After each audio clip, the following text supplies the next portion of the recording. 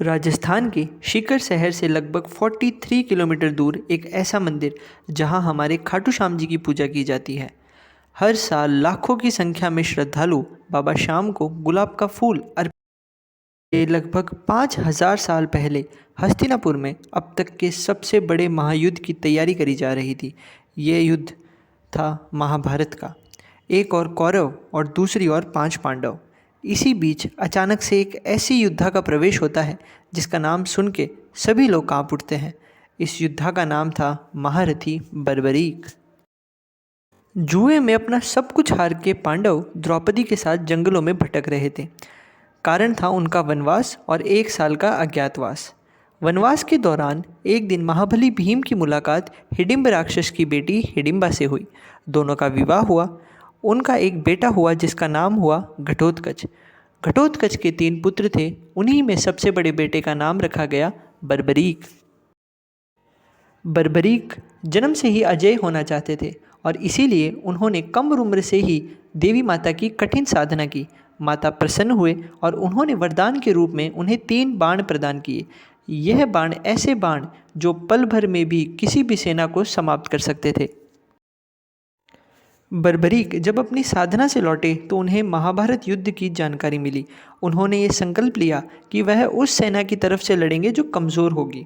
अब सभी लोगों के लिए एक चिंता का विषय बन गया क्योंकि वह सभी लोग जानते थे कि बर्बरीक अजय है। पांडवों ने अपनी चिंता फिर श्री कृष्ण को बताई। श्री कृष्ण ने बर्बरी की परीक्षा लेने का निर्णय किया।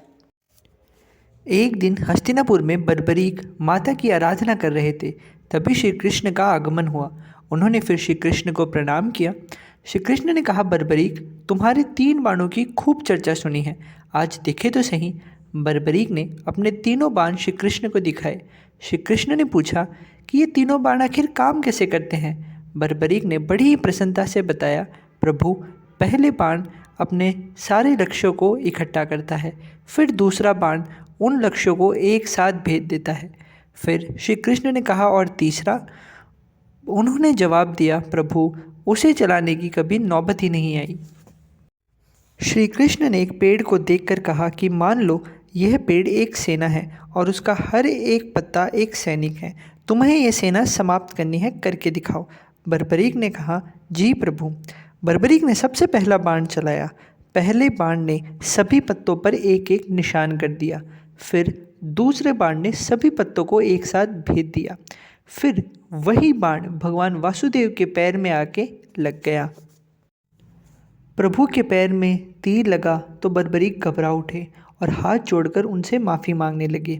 श्री कृष्ण ने हंसकर बताया कि मैं तो तुम्हारी परीक्षा ले रहा था। उन्होंने कहा कि जब तुमने पहला बाण चलाया तो मैंने पेड़ का एक पत्ता अपने पैरों के नीचे रख लिया था। मैं देखना चाहता था कि तुम्हारी बाण से बचा जा सकता है या नहीं। श्री कृष्ण ने फिर बर्बरीक से पूछा कि बर्बरीक, अब तुम किसकी तरफ से लड़ोगे। बर्बरीक ने जवाब दिया कि प्रभु, जो सेना कमज़ोर होगी मैं उसी की तरफ से लड़ूंगा। श्री कृष्ण ने बर्बरीक को समझाया कि ऐसे तो तुम अपने ही वचन में फंस जाओगे। श्री कृष्ण ने कहा, मान लो तुम पांडवों की ओर से लड़ोगे, फिर तुम्हारी ही शक्तियों से कौरव कमज़ोर पड़ने लगेंगे। फिर तुम्हें कौरवों की ओर से लड़ना पड़ेगा और यह चक्र तब तक चलता रहेगा जब तक तुम्हारे अलावा सारी सेना समाप्त नहीं हो जाती।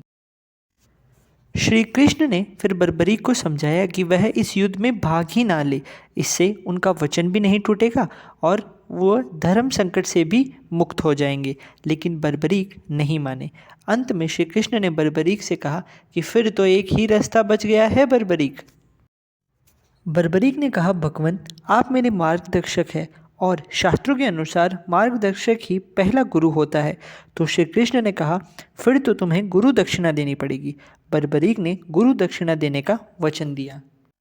फिर श्री कृष्ण ने समाज, राष्ट्र और हस्तिनापुर के हित में बर्बरीक से उसका शीश मांग लिया।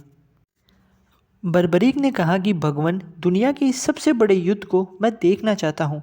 उसके बाद उन्होंने अपना शीश उतार के श्री कृष्ण के चरणों में रख दिया। श्री कृष्ण ने उनकी अंतिम इच्छा पूर्ण करने के लिए उनका शीश एक पहाड़ी पर स्थापित कर दिया। बर्बरीक की गुरु भेंट से प्रसन्न होकर श्री कृष्ण ने कहा कि तुम कलयुग में मेरे नाम से जाने जाओगे। इसकी वजह से बरबरी को खाटू श्याम जी का नाम से जाना जाता है।